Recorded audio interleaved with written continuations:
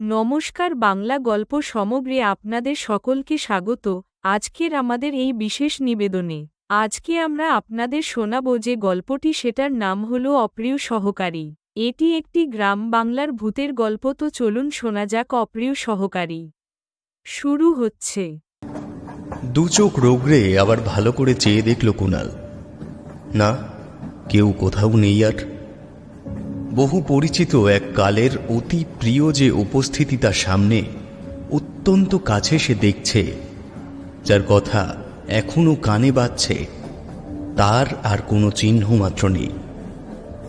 গভীর রাত্রে যেমন জনহীন থাকে মেট্রো ট্রেনের ফার্স্ট ক্লাস করিডোর, তেমনি জনশূন্য, নিস্তব্ধ। সব যাত্রী বোধহয় ঘুমে অচেতন, সব কামরাই অর্গল বন্ধ। কেবল তার ছোট কামরাটারই ঠেলার দরজা ঈষৎ ফাঁক হয়ে আছে, যেমন সে রেখে এসেছিল। তবে সেখানেও কেউ নেই। নীল আলোয় পরিষ্কার দেখা যাচ্ছে ভেতরটা। আর একজন মাত্র আরোহী, জনৈক অ্যাংলো ইন্ডিয়ান, তিনি নিশ্চিন্তে ঘুমোচ্ছেন। অথচ একটু আগেই যে ইরা এখানে এসেছিল তাতে কোনো সন্দেহ নেই। হ্যাঁ, ইরাই 12 বছর বাস করছে যার সঙ্গে, তাকে চিনতে ভুল হবে তা সম্ভব নয়।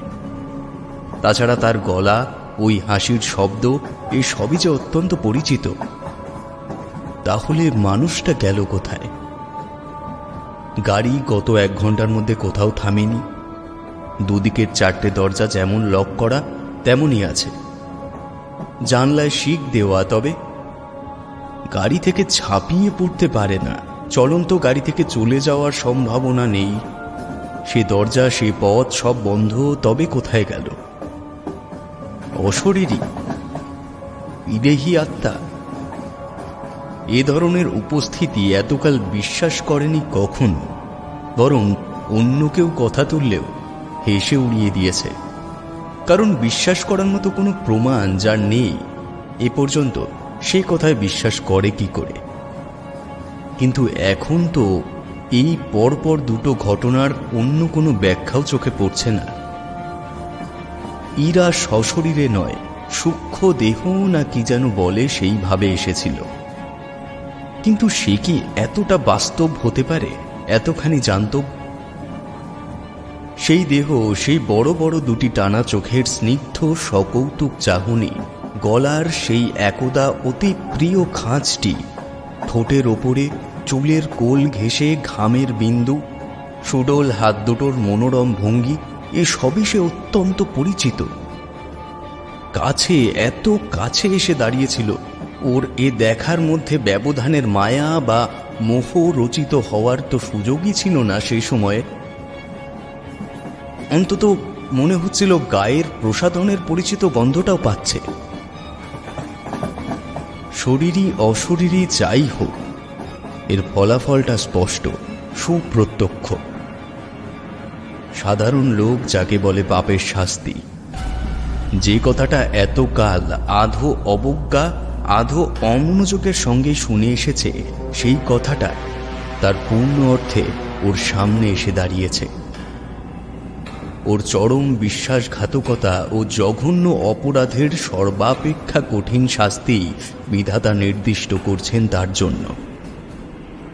বেঁচে থাকা, তার মরবার কোনো উপায় নেই, বেঁচেই থাকতে হবে তাকে।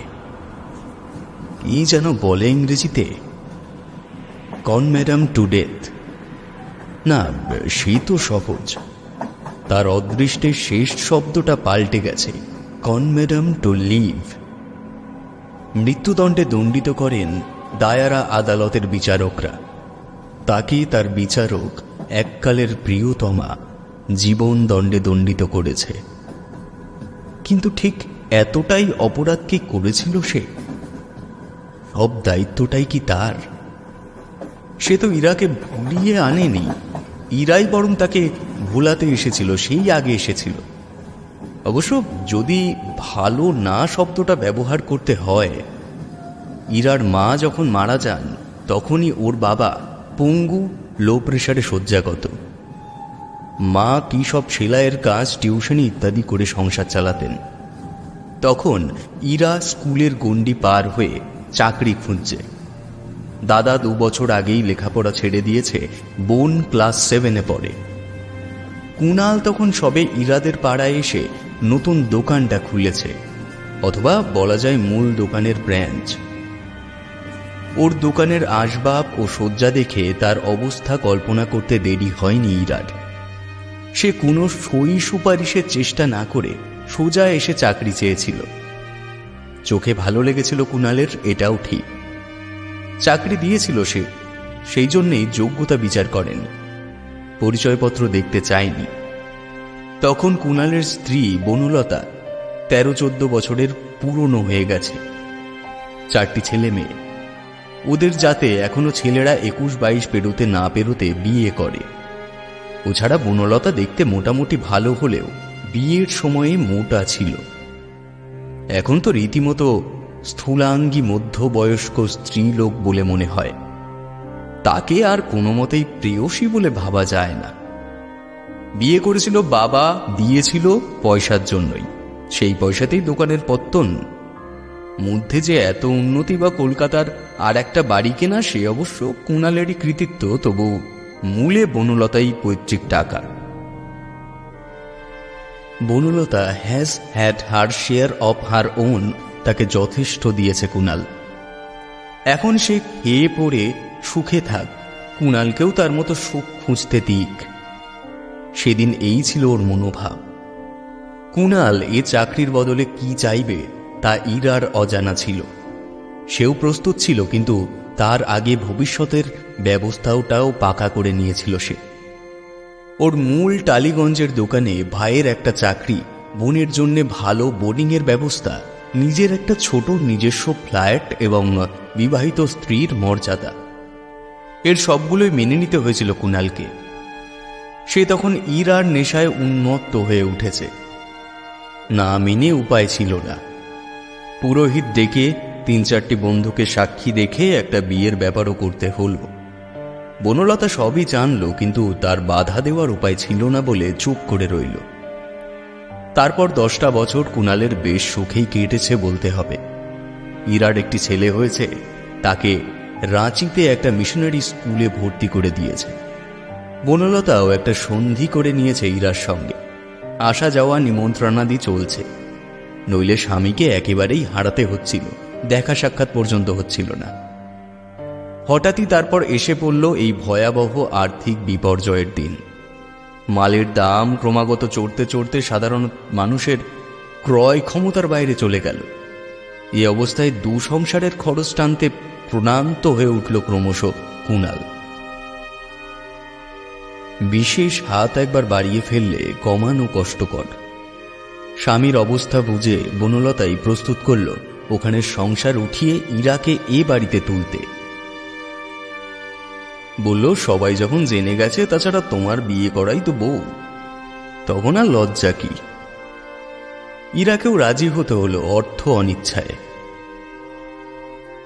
সে বেশি খবর রাখত বনলতার চেয়ে, কিছুটা বুঝত।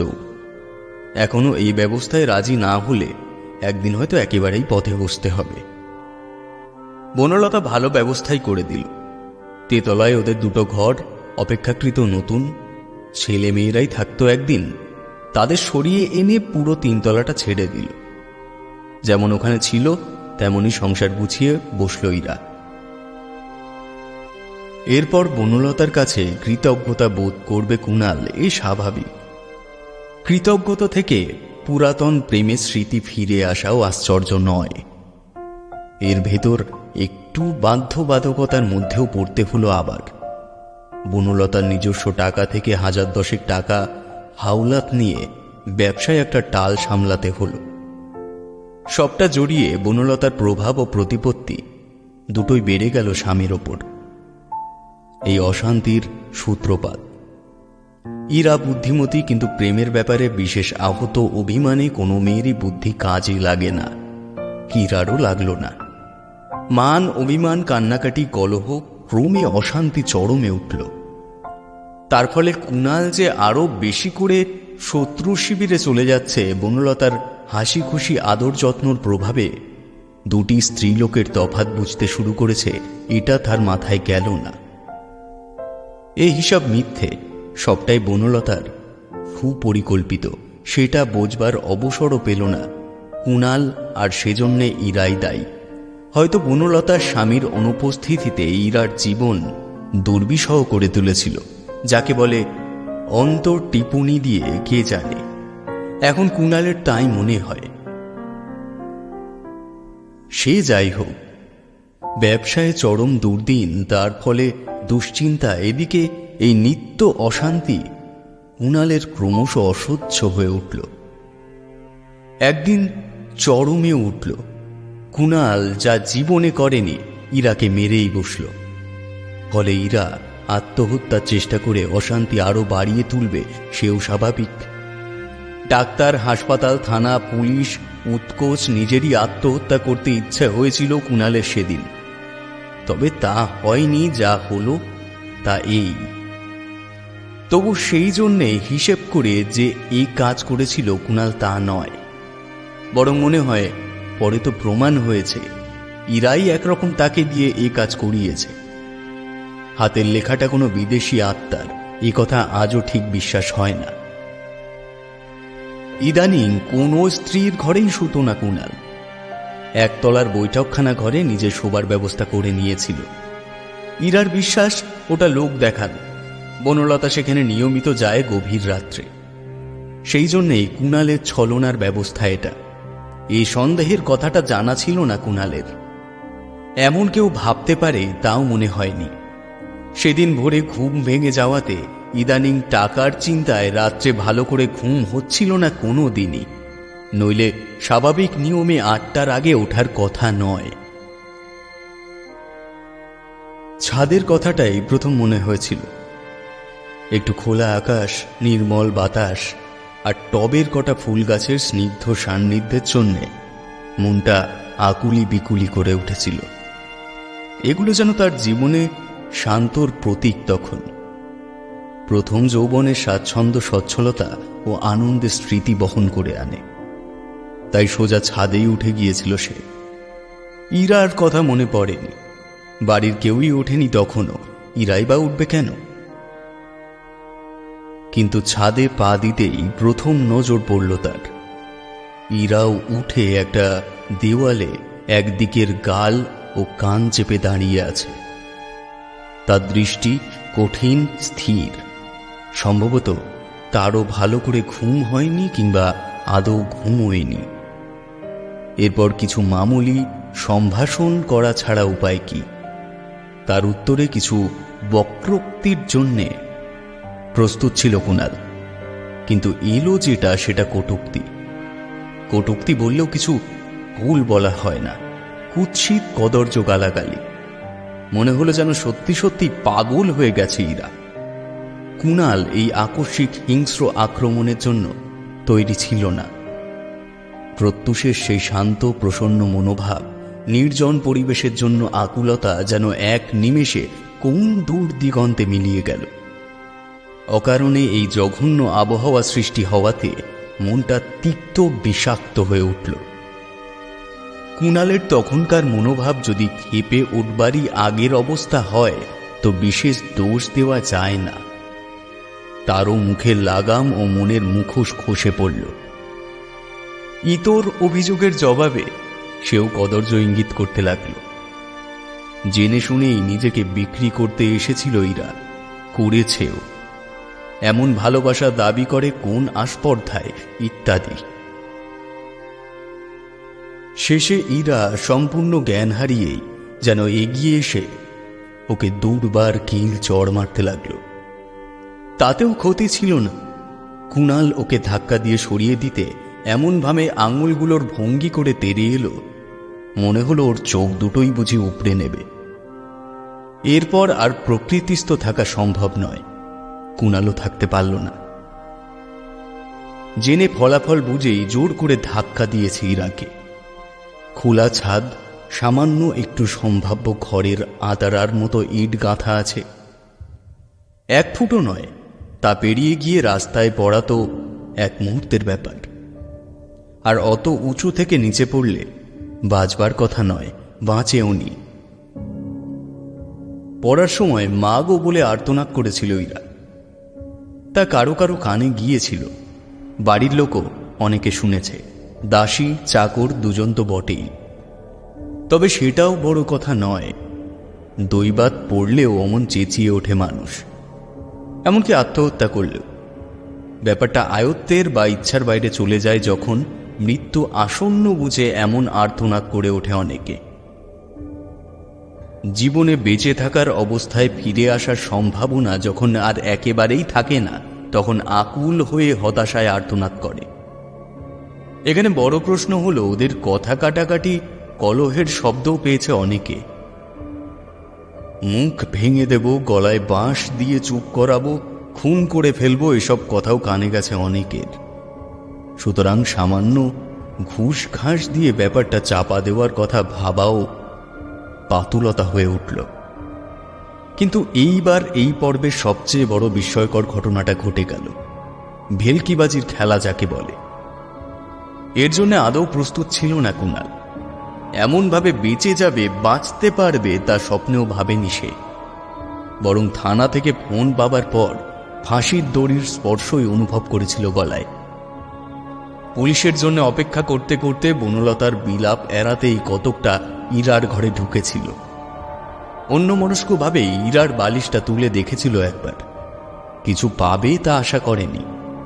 কিন্তু দেখা গেল সেখানে দুটি টুকরো কাগজ একটা ভাঁজের মধ্যে বেশ পরিপাটি করে রেখে দিয়েছে কে। তুলে দেখল দুখানা চিঠি,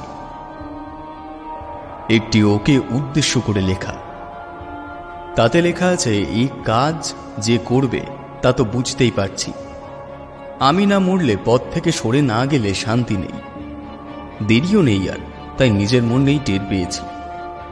আমারও আর বাঁচবার স্বাদ নেই, কিন্তু তোমার দীর্ঘ জীবন এখনো সামনে পড়ে, অনেক কাজ, অনেক দায়িত্ব, সেই জন্যই এই চিঠিটা রেখে গেলাম। তোমার না কোনো বিপদ হয়, তুমি সুখী হও, শান্তিতে থেকো, আমাকে ভুলে যাও। অপর কাগজটিতে মাত্র এক ছত্রই লেখা, আমি আত্মহত্যা করিতেছি, আমার মৃত্যুর জন্য কেউ দায়ী নহে, পরিষ্কার গোটা গোটা সই তার তলায়। যন্ত্রচালিতের মতোই নিজের নামের স্বাক্ষরহীন চিঠিখানা মুচড়ে দুমড়ে দলা পাকিয়ে একসময় বাথরুমে ঢুকে কোমরের সিস্টার্নের মধ্যে ফেলে দিয়েছিল। পুলিশ আসতে দ্বিতীয়টির সদ্ব্যবহার করতেও দ্বিধা করেনি। ইরার হাতের লেখা বহু লোকেই জানত, এমনকি তার দাদাও মানতে বাধ্য হল। অর্থাৎ ফাঁসির দড়িটা অল্পের জন্য সরে গেল গলার কাছের থেকে। এরপর যখন এ প্রসঙ্গে থিতিয়ে লোকে অন্য উত্তেজক প্রসঙ্গ খুঁজে বেড়াচ্ছে, নিরুপদ্রব নিশ্চিন্ত শান্তিতে দিন কাটাবার কথা, তখনই শুরু হয়েছে তার এই মানসিক বিপর্যয়। প্রতিক্রিয়া, পাপের পরিণাম, তাই হয়তো হবে। কে জানে, কুণাল অত বোঝে না, অত লেখাপড়া করেনি সে। অকৈশোর ব্যবসা নিয়েই দিন কেটেছে। এভাবে মানুষের চরিত্র কি জীবন জানবার বোঝবার অবসর সে পায়নি। এমনকি এটা অনুতাপ কিনা তাও বলতে পারে না সে। খুব অনুতপ্ত হবার কি কারণ ঘটেছিল কোনো? সে যা করেছে এই অবস্থায় যে কেউই তা করতো নাকি? তবে এই অস্থিরতা কিসের? কেন এত মন খারাপ হয়ে থাকে সর্বদা? কেন একটা গ্লানি বোধ করে, একটা অপরাধী অপরাধী ভাব? মনে হয় পাড়ার সবাই পিছন থেকে আঙুল দিয়ে তাকে দেখায়, ফোনই বলে চিহ্নিত করে। এমনকি নিজের ছেলেমেয়েরাও তার দিকে কেমন একরকম অদ্ভুত দৃষ্টিতে তাকিয়ে থাকে। হয়তো সবটাই তার কল্পনা, তাও ঠিক বুঝতে পারে না। এ ধরনের এলোমেলো পারস্পর বিরোধী চিন্তা মনে মনে, এই অর্থহীন যুক্তি প্রতিযুক্তির প্রয়োগ তাকে যেন পেয়ে বসে ক্রমশ। ব্যবসায় মন বসে না, বৈষয়িক কাজে অমার্জনীয় ভুল হয়, বন্ধু বান্ধবদের পরিহার করে চলে। তারা পরিহার করবে এই ভয়ে, কাজেই তাদের কারো কাছ থেকে কোনো পরামর্শ পায় না, পাবার চেষ্টাও করতে পারে না। শেষে সবচেয়ে সাংঘাতিক প্রশ্নটাও মনে উকি মারে। সেটাকে দৈহিক বল প্রয়োগের মতো করে সরিয়ে দিতে চেষ্টা করেও সরানো যায়। সে কি পাগল হয়ে যাচ্ছে? এইবার অসহ্য বুঝি হয়ে উঠেছে এই জীবন। মনের মধ্যেকার স্ব অভিযুক্ত অপরাধের চেহারাটা দৈত্যের আকার ধারণ করে, আর তার মধ্যে যেটা অবশ্যম্ভাবী সেই ভাবনাটাও আকার ধারণ করে একসময়।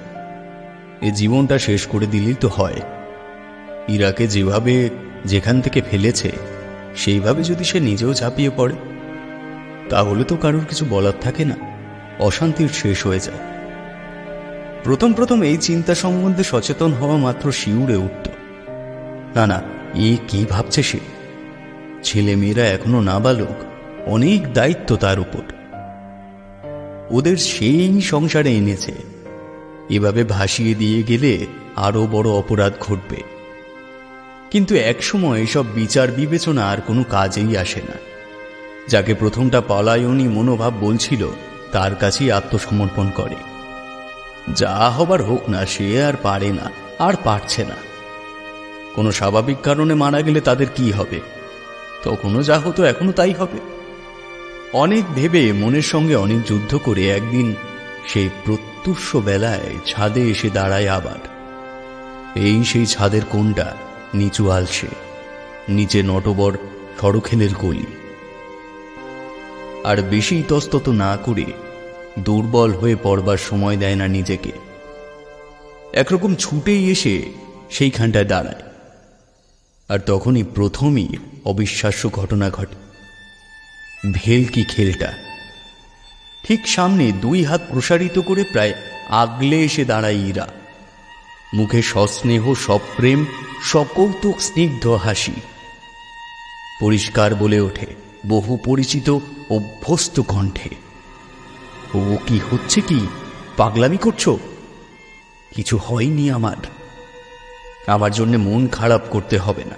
যাও, নিচে চলে যাও, নইলে এখনই সবাইকে ডেকে চেঁচিয়ে হাট বাঁধাবো। আশ্চর্য, ছেলে মেয়েগুলোর কথাও মনে পড়ল না তোমার? ছি! 1 পা 2 পা করে পিছিয়ে আসতে হলো কুণালকে। এতই স্বাভাবিক, এতই পরিচিত সবটা, ওই চেহারা, উপস্থিতি, পথ আগলে দাঁড়ানো, ওই কণ্ঠস্বর, যে এটা সম্ভব কি অসম্ভব? ইরা মরে গেছে, তার দেহ স্তম্ভীভূত। এখন এভাবে এখানে তার দেহী সত্তার আগমন সম্ভব না। এসব কোনো কথাই মনে পড়ল না তখন। তারপর সেদিন কিছু ভাবার অবস্থা ছিল না, সত্য কথা, কিন্তু পরে অনেক ভেবেছে। এ ওর উত্তপ্ত অপ্রকৃতিস্থ মস্তিষ্কের কল্পনা। আসলে মরতে ভয় পেয়েছিল বলেই এসব কল্পনা করেছে, নিজের বিবেকের কাছে সাফাই গাইবার জন্যে। কিছুদিন চেষ্টাও করেছে, এরপর সহজ স্বাভাবিক জীবনে ফিরে আসে, পারেনি। সেই যন্ত্রণা অব্যাহতি দেয়নি তাকে, মানসিক অস্থিরতা।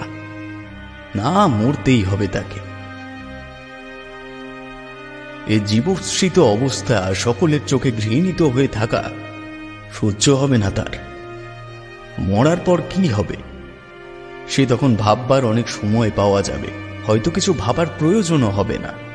নিজের ছেলে মেয়েরা অন্তত তারপর আর হয়তো অতটা অসম্মানের চোখে দেখবে না। অনুকম্পার জলে রক্তের রেখা ধুয়ে যাবে তাদের মন থেকে। লক্ষ্যটা ভেবে নিয়ে পাথর পদ্ধতির কথাটা ভাবতে বসেছে। আগের মতো ভুল আর করবে না। ওখানে অভাব নেই। আত্মা যদি থাকেও অপঘাতের আত্মা ঘটনাস্থলটা ছাড়তে পারে না, এ অনেকের কাছেই শুনেছে। ইরার আত্মা যদি থাকেও ওইখানেই আছে। আবারও বাধা দেবে হয়তো। তার চেয়ে বাড়ি থেকে, কলকাতা থেকে দূরে কোথাও কাজটা সারা যেতে পারে। এই যুক্তিটাই ভালো বোধ হলো। হয়তো কেউ জানতেও পারবে না, জানতে না পারলে আলোচনাও হবে না। কথাটা মাথায় আসার সঙ্গে সঙ্গেই প্রায় লখনৌ যাবার এই প্রয়োজনটা দেখা দিল। বোধ হলো ঈশ্বরেরই যোগাযোগ। তার যন্ত্রণায় দয়াদ্র হয়ে মুক্তির পথ করে দিলেন। বেশ উৎসাহের সঙ্গেই রওনা হয়েছিল। অনেক দিন পরে তাকে প্রফুল্ল দেখে বনলতাও স্বস্তির নিঃশ্বাস ফেলেছিল। নিজে হাতে সুটকেস গুছিয়ে দিয়েছিল। সব আয়োজন পরিকল্পনা ঠিক। কোন স্টেশন থেকে কোন স্টেশনের মধ্যে কাজ করবে তাও ভাবা ছিল। সকলে ঘুমিয়ে পড়তে উঠে বেশ সহজভাবেই নিজের কামরা থেকে বেরিয়েছিল, যতদূর সম্ভব নিঃশব্দে। বগিতে অ্যাটেন্ডেন্ট একজন থাকার কথা, সেও নেই। আগের স্টেশনেই লক্ষ্য করেছে। এও মনে হয়েছিল বিধাতার আনুকূল্য। নিশ্চিন্তভাবে কামরার ঠেলা দরজাটা আর খানিক টেনে দিয়ে গাড়ির দরজার দিকে ফিরছে। দেখল আগের মতোই প্রসারিত দুই হাত পথ আগলে দাঁড়িয়ে আছে ইরা। সে বলল, ছি। আবার সস্নেহ হাসির সঙ্গে মৃদু অনুযোগে পরিষ্কার শুনল কুণাল, কেন এসব ছিল মানুষে করছো বলো তো? মরা তোমার এখন হবে না, আমার জন্যে মরবেই বা কেন? কি হয়েছে? আমি একটুও দুঃখিত হইনি, বিশ্বাস করো। দুঃখিত হব আমার ছেলেটাকে যদি এইভাবে ভাসিয়ে দিয়ে চলে যাও, আর সে আমি হতে দেব না। যাও শুয়ে পড়ো গে। তারপরেই স্তম্ভিত বিহ্বল কুণালের দৃষ্টির সামনেই যেন হাওয়ায় মিলিয়ে গেছে সে। আর তারপর থেকে এই শূন্য দীর্ঘ করিডোরটা তাকে নীরবে উপহাস করে চলেছে, তার বিভ্রান্ত মানসিক অবস্থাকে। আজকের গল্প এখানেই শেষ। গল্পটি ভালো লেগে থাকলে অবশ্যই একটি লাইক করবেন, কমেন্ট করবেন, আপনাদের বন্ধুদের সাথে শেয়ার করবেন এবং অবশ্যই সাবস্ক্রাইব করবেন এবং বেল আইকনটা টিপে দেবেন। তাহলে আজকের মতো বিদায় দর্শকরা।